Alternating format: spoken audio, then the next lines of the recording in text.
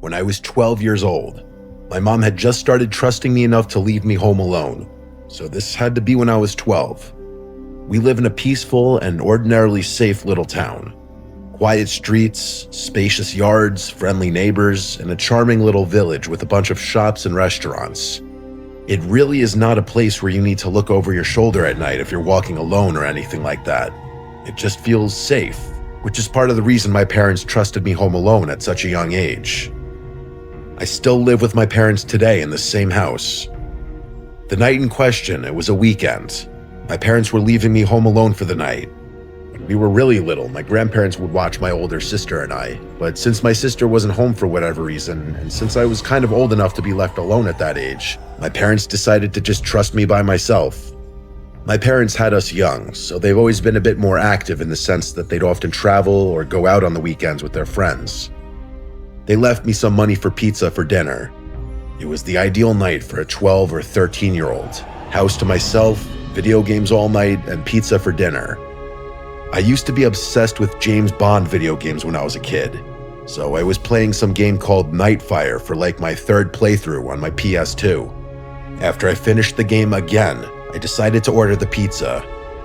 There was a pizza place right by our house called Gianni's. It's been closed for years now, but it was one of my family's go-to pizzerias. I ordered a regular pie. At the age of 12, I could easily eat 3 slices by myself. My mom told me to wrap the leftover slices in tinfoil and put them in the fridge. I switched out discs for another video game in the meantime while I waited for the pizza, and when the doorbell finally rang, I hurried downstairs with the $20 bill my parents left me. My mom told me to tip $4. The pizza place was like 3 blocks away, so honestly, it wasn't a bad tip, especially for the time. The delivery driver was some 30-something-year-old looking guy, though he looked a little rough, like he had a really long and gross beard. He also wore glasses and was wearing a black trucker's hat. I gave him the 20 and asked for the specific change. As he handed me the box and counted the change, he looked up at me and then looked past me into the house and said, "You alone here?" I knew it was an odd, creepy question, and my parents taught me well about being wary of strangers. I said my parents are on their way home, a stupid answer in retrospect. I could have just said no, but I knew he was asking because first of all, there were no cars in the driveway, and the fact that a kid was accepting the pizza at the door instead of an adult. After he handed me the change, I closed the door. I ate in the kitchen, probably had 3 slices and then wrapped up the rest of them and put them in the fridge. I went back upstairs and played my other James Bond PS2 game, Agent Under Fire. I liked this one less than Nightfire, but it was still good. Hours go by of me playing. It was probably 11 o'clock when the doorbell rang. Naturally, thinking it was my parents, I rushed downstairs to the door. I said through the door, "Mom? Dad?" But an unfamiliar voice on the other side said, "Hey, I need help." They said they need to use a phone. I said, "Who is this?" And he repeated that he just needs to use a phone. I didn't want to peek through the window because, quite honestly, I was scared. I decided to go upstairs and ignore it.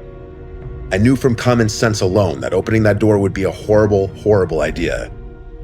I was walking up the stairs, which are directly in front of the front door, when the man outside banged on the door, and I heard him say, "Wait, please, I need help." What that meant was that he saw me. He was watching through the glass at the top of the door. I turned around, and though it was dark on the front porch, I could still see the outline of the man's head. Though I couldn't see his eyes, it was obvious that he was staring back at me. I ran upstairs and ran to my parents' room. The only house phone that was upstairs was in my parents' room, so I went to the phone immediately and called my mom's cell phone number. I didn't memorize my dad's number at that age.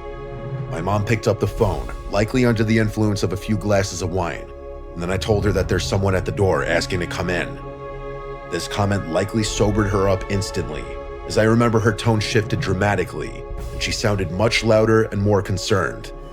She asked me a few questions. Firstly, if I had answered the man or at all made him aware that I was home, and I told the truth and said yes.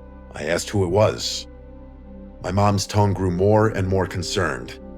She asked me if for any reason someone knew I was there by myself, and I immediately thought of the pizza guy. I told her that the pizza guy asked if I were here alone, and around this time, the doorbell rang 2 more times. I told my mom in a panic, expressing that the guy would not leave. My mom told me to stay put in their room and keep the bedroom door locked. She said they were calling the police.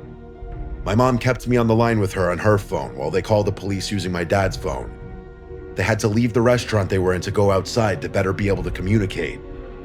It was a summer night. The windows were all cracked open to let some air into the house.